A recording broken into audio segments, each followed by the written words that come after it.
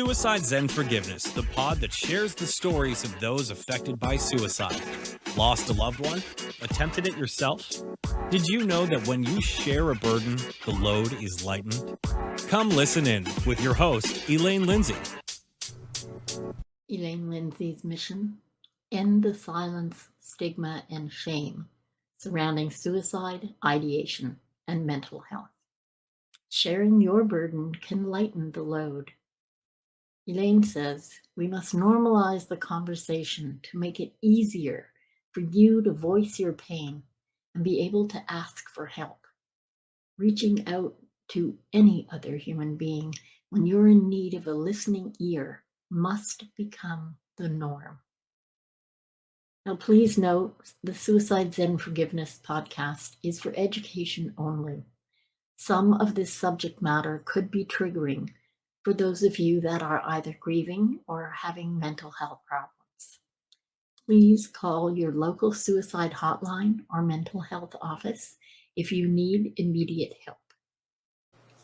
Today's guest is Jacqueline Gee. She was born and raised in Ontario, Canada, and she's always been a mental health advocate and mentor. She is the founder and creator of the Doom to Bloom podcast.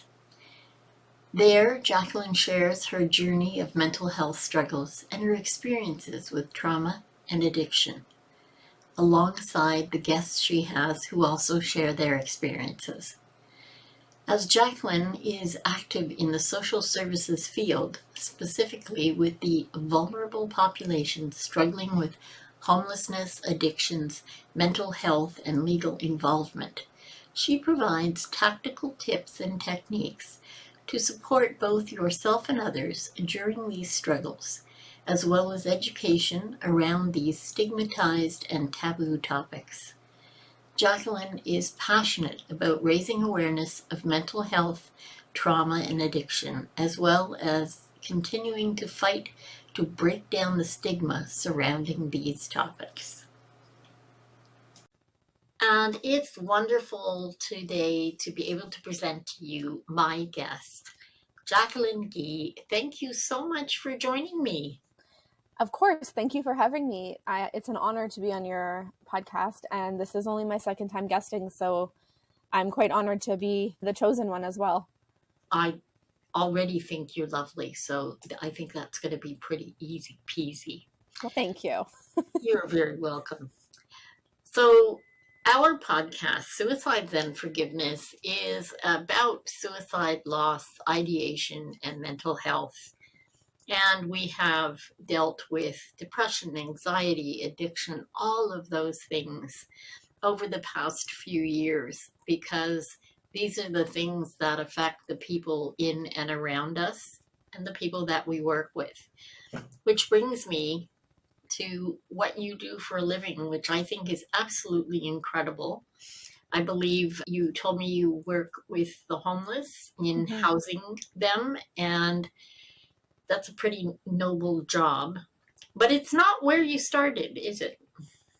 It's not. I actually started with my own struggles, and that's what led me to different pathways, which ultimately led me into the social sciences, social service field. Right. And you told me that you started with mental health issues early on.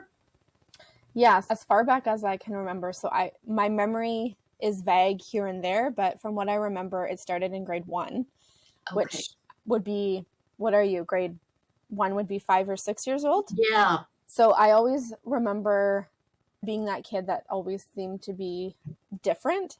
And I think back then it was wrong, in quotes, to be different. Yeah. And so I always was worried about, what if my hair doesn't look the right way?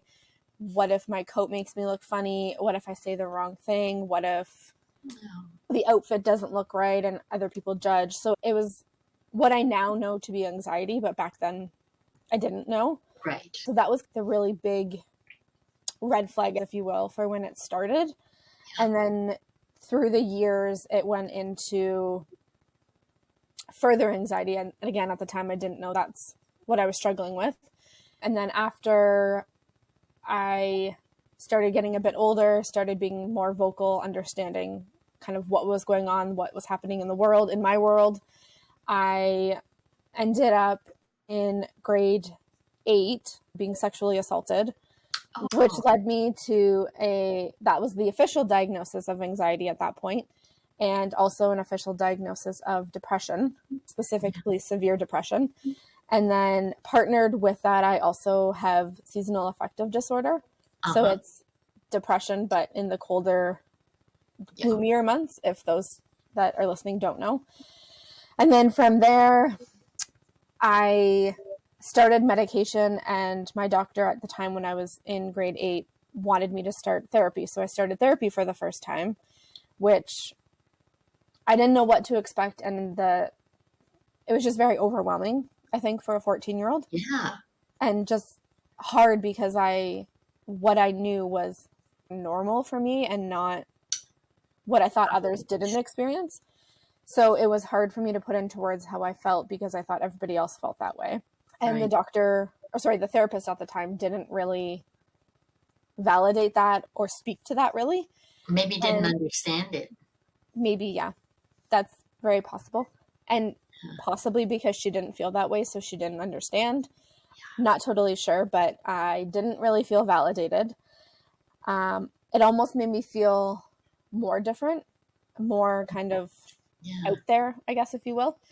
And so going into the summer of grade 9, I was sexually assaulted again by a different individual. And so that kind of enhanced and accelerated the depression and the anxiety, on top of kind of at that time where all the hormones are happening and you're trying to fit in, you're trying to adjust to how your body's changing and mood swings and all of that at the same time. So needless to say, the start of high school was a bit rough for me. And at the time of the sexual assault the second time, I'll try not to get into too much details, but I vividly remember him saying, "You're going to have to do this with other people, so you may as well do it now and get used to it and be good at it so that others like you," was the gist of what I was told at the time. And so that led me into if I feel weird in my body, or I think this is different, or I feel this way, but others might not, it led me down a path of needing to control something. And I couldn't really control much as a 14, 15-year-old. So that's when I started developing an eating disorder, which again, at the time I didn't know was an eating disorder based on just the time frame.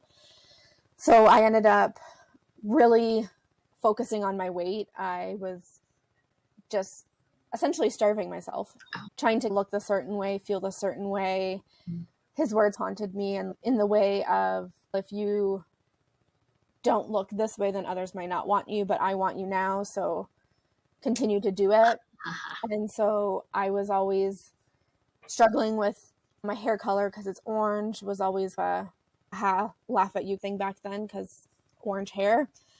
I struggled with acne, with hormones, and just that time in the life cycle. I just really struggled and ended up turning to controlling my food, controlling my diet, controlling exercise, over-exercised, underate severely. The following year, I was diagnosed with anorexia, which I am happy to say I'm in recovery for the last probably 5-6 years now, but at the time was very scary. I ended up doing a lot of doctor's appointments and therapy and medications and a whole bunch of just medical appointments. And alongside that, because again, the doctors and the therapists were trying to take away the only control I felt I had at the time, I turned to something else that I could control, which was self-harm. And so I hid that for a really long time until the therapist and the doctor I was working with for my eating concerns ended up asking me questions, and I just broke. And keep in mind, I was, I think, 16 at the time. So I wasn't really sharing much or talking about much, just very closed off. And so they ended up asking me, and I broke down. I said, yeah, I am. This is how I do it. This is where I do it. This is why I do it. And they ended up bringing in my mom and my dad for therapy sessions with me. And I don't really remember my dad's response other than he cried a lot. But then I remember my mom which I don't think was her intention. But when she was in the session with us, she more or less said, "This is stupid. Like, just deal with what you're thinking and carry on. Like, why are you doing this? It's ridiculous. Stop." And again, at the time, that was my release, my outlet, but also what I could control, because nothing else was in my control. So our relationship was really rocky at that point. And then into the rest of high school, I got in with the wrong crowd a little bit, went to a lot of parties, did a lot of drinking, which to society nowadays is the normal. But wasn't normal for me. It was very out of character. Again, it was something I could control, and it helped me feel more normal, whatever normal is. I felt less anxious, less depressed. I was more social. I had the energy. I was more of a people person at that point. Okay. And then flash forward a couple more years to when I was in grade 12, I was prepping to go to university. And again, that's a whole other time in people's lives where there's like a lot of transition, and usually anxiety, usually fear, nerves, all that kind of thing. Yeah. And so I was accepted to the universities I wanted. I picked it. And I remember breaking down with my mom. Actually, she went to an open house with me, and I said, I don't want to be at university. I don't want to be alone. I don't want to live with random strangers. And I think part of that was the sexual assaults that happened. Absolutely. Because I had no trust in people. And then just before graduation, so we typically graduate in June in the summer. And so in December of that year, that was when I experienced a loss of a really good friend through murder. And so I won't go into detail on that one, but that's what kickstarted me into really wanting to go to university or college, just post-secondary in general.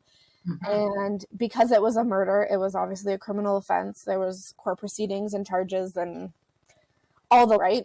Yeah. And so that led me into wanting to understand the legal system, the justice system, why this might have happened, how they should have prevented it, just like the effects and how the charges are going to be dealt with, why they're only charged with this and not this, and just all of the details, which there was a lot because it's the court system and there's always a lot. Yeah. So I remember skipping a lot of university I don't remember the year, but it was March. And I remember skipping a lot of university to go sit in the trial in the courthouse. And so it was about 2 or 3 weeks long, if I remember correctly. And I thought going would give a sense of closure. And I guess in some ways it did, because it was the end. Justice was served. He was charged.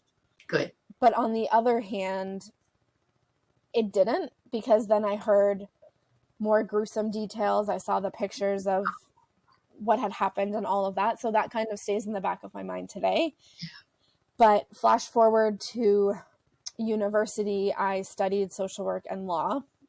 A couple of changes in between majors and minors and all of that. But at the end of it, I ended up graduating with social work and a minor in law. And throughout the career at university, there was a bunch of different psychology classes and sociology classes, right, and legal classes and court classes and all kinds of things. And so when I finished university, I had the same question everybody has. What am I going to do with my life? Right. How can I make a difference? Where am I going? I'm now 21, 22, and I'm like, what the heck is my purpose? I just spent all of these thousands of dollars. What's going to come out of it? And so I actually ended up getting hired at a social service agency just outside of my hometown. And that was when I started working with the vulnerable population in terms of legal involvement and mental health and addiction. And so I worked in a program there for 2 years, didn't really like it, didn't hate it, but it just wasn't my forte. Yeah. So I actually switched programs in the same company 2 years ago. And so now that's how I'm the housing worker that I am, working with the unhoused, unsheltered, those coming out of incarceration, coming out of hospital stays. A lot of times they're in psychiatric ward, right, so they're coming out. And I don't know about where you are, but up here in Ontario, Canada, the market for rentals and buying is insane. And so it's really hard to get housing in general, but then it's also harder to get housing for somebody when there's such a stigma. Yes. And the stereotype with what comes along with legal involvement and being homeless and mental health and addiction and kind of all of that. That's the role that I'm in now based on all of my experiences. Okay, I'm going to stop you for a minute because there's a couple of things I want to acknowledge that are really important. You took a terrible situation and could have crumbled and just crawled into you. And instead, you looked at a way to find solutions by going to university to study law. Mm-hmm. Like that, bravo for that. Because not everybody does that. Not everybody gets past these tragedies in their life in a productive way. So for all that you went through, for all that you had issues that you felt and you felt being different, I have to say that's incredible that you followed through. And moving on into social work, I think is so incredibly important because having that law background gives you better insight into why the law is the way it is and how it is. And actually, I'm in Ottawa, Canada. Oh, wow. Yeah, so I totally know. And I actually grew up in Toronto. Okay. Okay, when we came to Canada, and I lived in Ottawa for a very short time, and we moved to Toronto. So I did my grade school in Toronto. I understand what it's like right now with pricing and the stigma of trying to get a job when you are labeled mentally ill or when you have come out of incarceration. It is definitely not easy.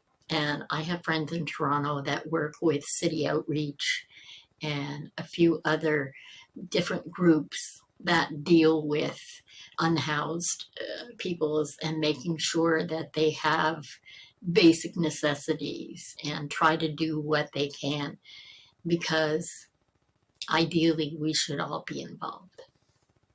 I think in an ideal world, yes, but I think that there's so much, which you do incredibly, is breaking down the stigma, but I think there's so much stigma and shame and guilt and stereotypes around just the population I work with, let alone. Yeah. So I feel like there's this, so for example, this is like the really big stigma, right?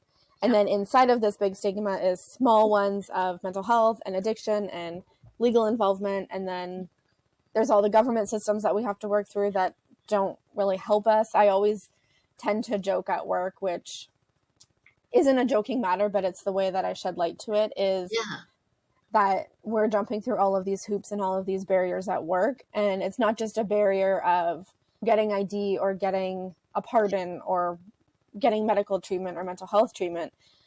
It's the barrier to do, but it's also on fire and it's moving. And it's not just a small barrier, it's a huge barrier. And quite often we do find with mental health issues, some of our unhoused population are absolutely against being housed. Mm-hmm. It is really hard for these people. And as much as Toronto is cold, Ottawa is horrifically cold. We're the second coldest capital in the world. So our unhoused population are at very high risk in winter. Mm-hmm. And it is sad that we can't do something, because I don't care whether you're in Toronto or Ottawa or Calgary or wherever, there are a lot of buildings that are empty. A lot. And that makes no sense to me. But I understand an awful lot of the stigma and the shame and silence comes from the different generations. Mm-hmm. Because we weren't allowed to talk about mental health. We weren't allowed to talk about, there wasn't a word for anorexia, okay? In my generation, we didn't have that. And if someone in your family was mentally ill, you better not take that outside the door.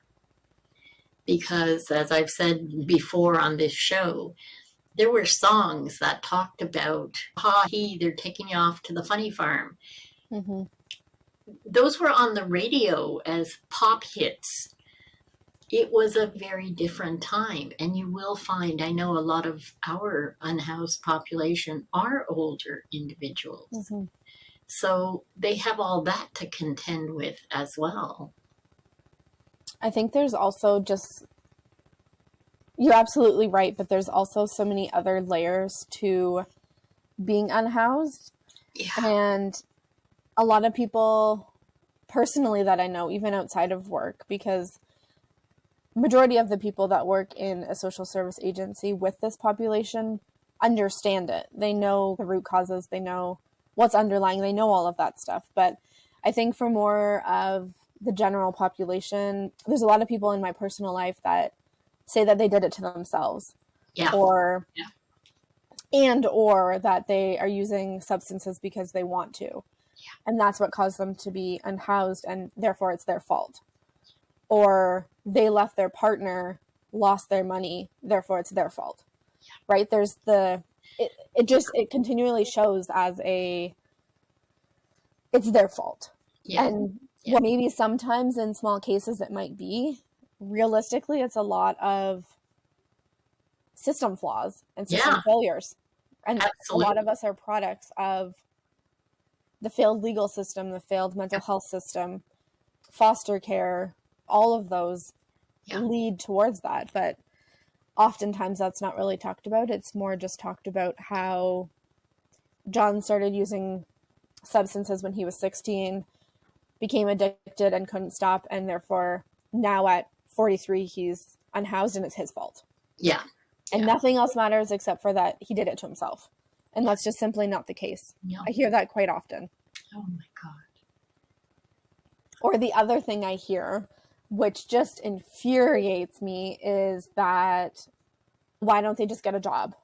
Yeah. How? Love that. How do you expect somebody who's unhoused, doesn't know where they're going to lay their head at night, doesn't know if they're going to get a meal, doesn't know if they're going to have a shower or clean clothes, but yet you expect them to turn around and go get a job? Who's going to hire somebody that may not be super hygienic? Yeah. Who may not have slept that night? Who may have substance use struggles because they're on the streets? Yeah. Or if they have a legal record, that's just another barrier. So how can they just get a job? Yeah. It becomes a vicious cycle. It's so infuriating. Oh my God. Yeah. Yeah. It's got to be. And for a fact right now, the job market is not easy. Mm-mm. After COVID, things have changed an awful lot, and you can be the best dressed person on the planet with all kinds of expertise. It does not guarantee you a job.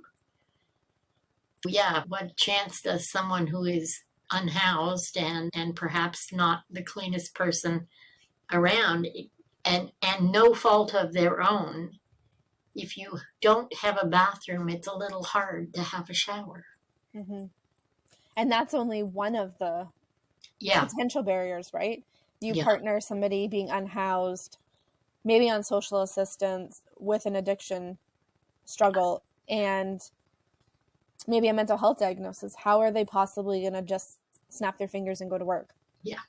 There's so much more that underlies that needs to get worked through. And that's where I think a lot of the conversations nowadays that I'm seeing at work are happening around all of that, where it's not just as simple as, oh, you don't want to live on the street anymore. Okay, go get a job. Or, right? Or go put in a rental application. It's not that simple, or everybody would be doing it. Yeah. So there's a lot more professional conversations, I think, that are happening in social services about that, but there's still so far to go. So far to go. I think we have to stretch the borders. It's not just social services that have to be involved. I think big corporations have to become involved in trying to help be the solution. Mm-hmm. Definitely. But I think that's also where maybe the judgment or the stigma also comes in, where people just assume it's so-and-so did it to themselves so they can get themselves out. It actually involves the government for all the housing stuff. Yeah.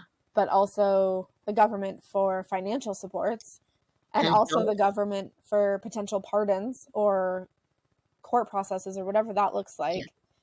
And then it also goes to speak about like food security.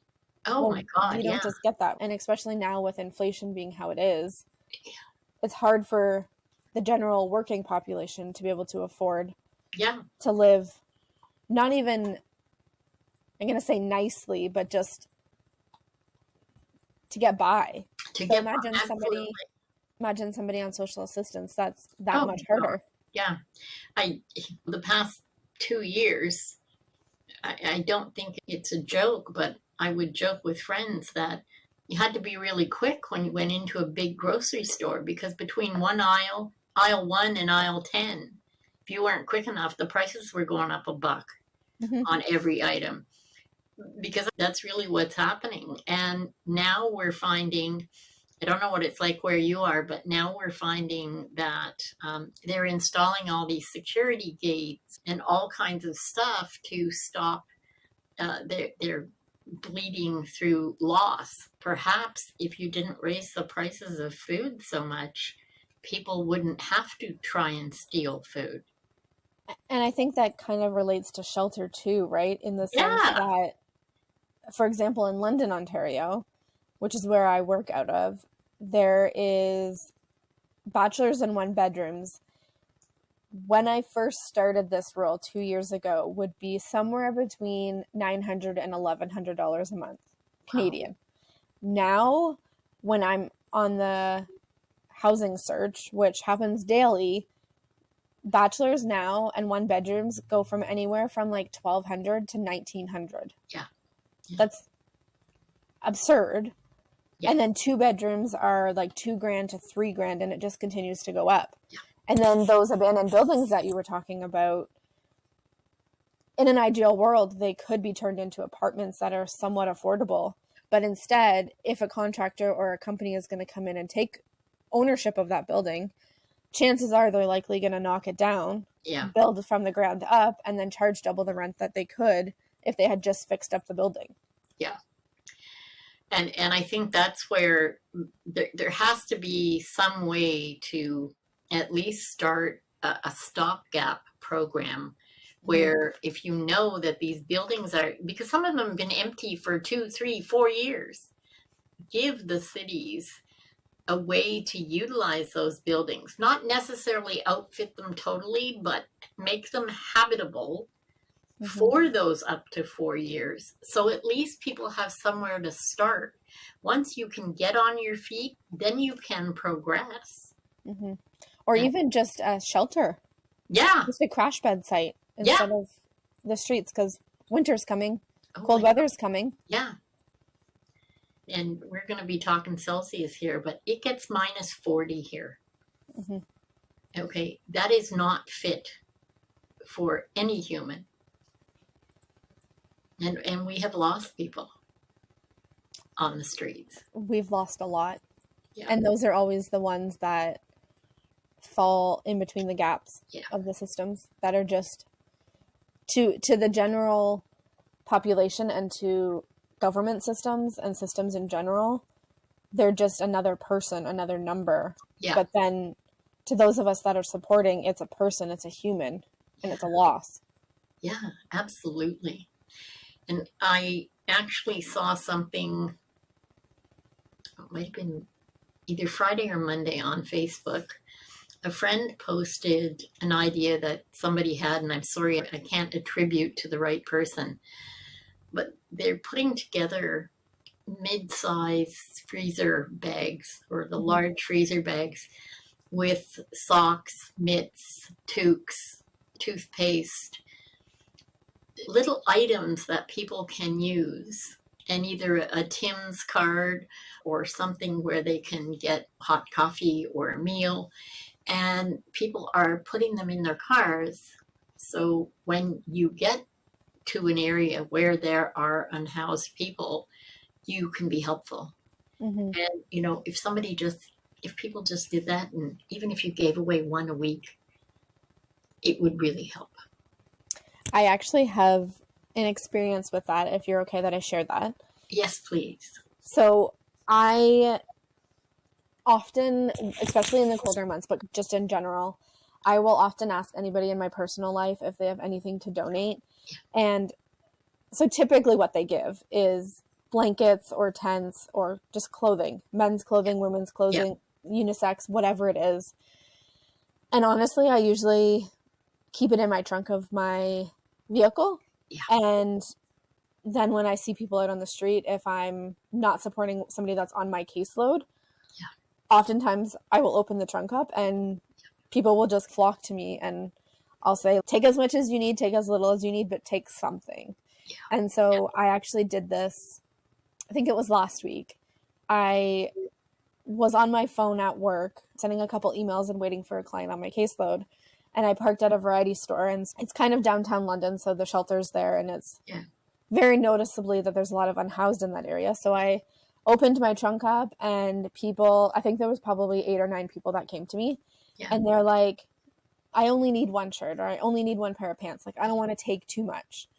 There's lots of others. And I'm like, but if you need maybe 2 pairs of pants to at least alternate them, if you need a blanket, like, seriously, just take it. And a lot of them were teary-eyed because they're like, you're just giving us clothing or blankets. And in my head, I always rationalize it that it's survival. Yeah, absolutely. I'm helping in a sense, but my point in doing so is to try to ensure that they stay alive through the winter. Yeah. Whether I know them or not. Yeah, it's got nothing to do with whether we know them. We have always donated to the mission here. And I will collect from neighbors and hats, mitts, toques, whatever. But for the past few years here in Ottawa, and I know that it's in other cities as well, people will tie scarves and put toques on the trees downtown so that anyone can take one if they need it. Because you never know when it's going to snow or if you'll be there in time for someone. And I think anything we can do to help out is better than doing nothing. I definitely agree, but I find that there's a struggle in getting others to be at the point where we're at, where we're just willing to give a shirt, give a sock, give a blanket, whatever it is we can give.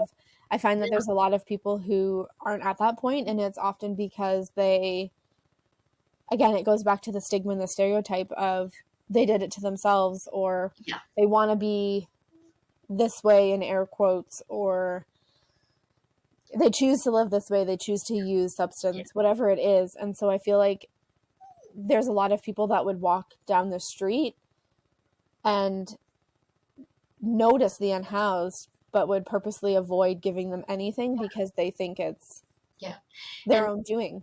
Absolutely. And I say to those people, I'm not suggesting you give people money if that's a problem for you.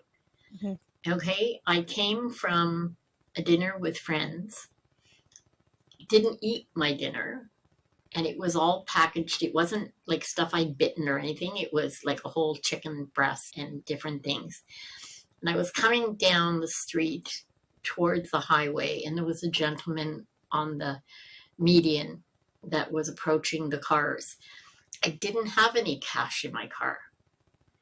And I looked down and I said, I'm sorry, I don't mean to be rude, but are you hungry? Because there's a chicken breast in here and veggies. And he said, oh, thank you so much. I wasn't trying to be rude, and I wouldn't have done it if it was something I had, been eating. But if you don't want to give money, then if you're stopping for fast food or whatever, buy an extra burger and give it to somebody. It's not it doesn't cost you an awful lot, but it gives an awful lot. Mm-hmm. The other example I have of that is I was getting lunch one day at work, and so I went through, I don't remember what restaurant, but it was a drive-through, and there was a gentleman who was very unhygienic, clearly unhoused, was clearly struggling, was hungry, was thirsty, and I pulled into the parking lot, and I sat there for a couple minutes, and I just observed and was in my head wondering, okay, how many people are going to help? Are people going to help? What are they going to do? And I think I counted probably 10 to 12 cars. Not a single one of them gave anything. And by anything, like a gift card, money, fries, a burger, a drink, a gift card, nothing. And so when I pulled up, I was like, hey, sir, I want to help you. What can I get for you?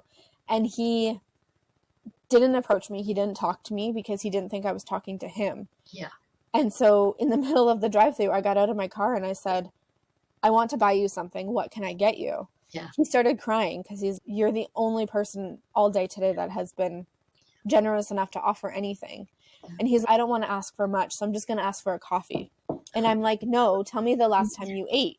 Yeah. Tell me the last time you had something in your stomach that was actually beneficial for you. Yeah. And I couldn't tell you. And I'm like, okay, so I'm going to get you a meal and I'm going to get you some snacks and I'll get you a coffee. And that was life-changing for him that day. Yeah. Yeah. And the other piece that I wanted to note for the part on giving money, this is just my educated, unpopular opinion, I'll say. Okay. When I see people, especially in my personal life, they notice the unhoused almost immediately because they're an eyesore and they're whatever people describe them as. But I've noticed so many times there's a lot of conversations around, why would you ever give them money? They're just going to go use a substance or go do this or go do that. And my argument to that always is, it's none of your business what they go to use it for. And if they do use that $5, that $10 for a gram of whatever substance, meth or fentanyl or cocaine, maybe that's all that they need that day to be able to get through the withdrawal. Or maybe that's all they need to be able to get through another cold minus 20-degree weather night. I always fight back and argue back on that because it's always, maybe they are actually going to use that $5 for a coffee, or maybe they're going to use it for a pair of mitts or a hat. But also, if they use it for substance, know that it's probably what they need at that time to get through. My suggestion for the food was because that's exactly what we hear all the time. Is I don't want to do that because my mom and dad had a habit of when they were downtown, if there was someone that was lacking, they would take them into the nearest coffee shop or McDonald's or what have you and buy them something because they're older people and they didn't believe in substances. They watched their daughter be a little crazy as a teenager. So that was not something they could handle, yet they could not handle not doing something. I think that also is really worthy of just noting that your parents' generation, because a lot of older folks don't understand all of these new societal issues, but I think it's worth noting that your parents, despite maybe understanding or not, they still did what they could with what they had at the time. Absolutely. And we came to this country with nothing because instead of bringing our furnishings, my father chose to bring my grandmother and my aunt because they were family. But my mother never allowed someone to spend Christmas or Easter or any holiday alone. There was always somebody at our table that came from who knows where. And we grew up that way. And my son and his wife, now they do Thanksgiving, they do Christmas, they do Easter, and there are always other people at the table. That's incredible. And that's working to break the cycle of what generations before us have taught. Yeah. In the best possible way. My parents came from nothing. And so I think they were so grateful for what they had. they believed in sharing their bounty, whatever that might be. I think more people need to follow along with that. Yeah, However they can with whatever they have. Not saying give out absolutely. lots of money or give out every blanket you own or every tent you own or whatever that looks like. Just give what you can or do what you can. Yeah. Sometimes I've noticed too, like with a lot of the unhoused in London, in my area, a simple conversation. Yes. Saying, hi, I see you. I recognize that you're struggling and I'm so sorry you're in this spot. If there's anything you can think of that I can help with, food or money or something else even, please let me know. But oftentimes, if somebody's not asking you for money or clothing or blankets or food, that conversation just goes a long way. Because how many people walk by them every single day, make comments like, clean up your mess, clean up your tent, get out of here, rather than somebody getting down on their level and saying, I see you. Yeah. It validates the struggle. You don't know this, but this is something I've been doing for a long time. I keep asking people, I want everybody to step up and give you a listen to someone you do not know, which could be a person on the street, it could be a person in a hospital waiting room, it could be wherever, but listen to them. Give them 10 minutes of your time to let them see that they're seen and they're heard. And a very good friend said to me that we have 2 ears, 2 shoulders, 1 mouth, use it in proportion. It's important to let people know that they are seen and heard. And you never, ever know what people can tell you. There's always something to learn. I'm a firm believer in, to an extent, I guess I should say, that everything happens for a reason. I firmly believe that if I were to notice, for example, 3 youth on a street somewhere unhoused, I firmly believe that I saw them for a reason to go approach them and see how I can support. It doesn't mean I'm going to change their unhoused situation right then and there, but I can do something to make it a little more bearable. And I firmly believe that with every conversation, every day, anybody I interact with, there was a reason for it. Whether they were professionally giving me support in going through a barrier or whether it was personally to put a smile on my face, to put a smile on theirs. I truly believe that there was a reason for every interaction. And we won't know what that reason is unless we have it, just like you're saying. Yeah, absolutely. That was beautiful. I have a sense of, talking to you was really lovely. I both respect and honor what you do for a living, and it takes a great deal of strength to help shoulder other people's burdens. So I really hope you acknowledge and value that you do that for others.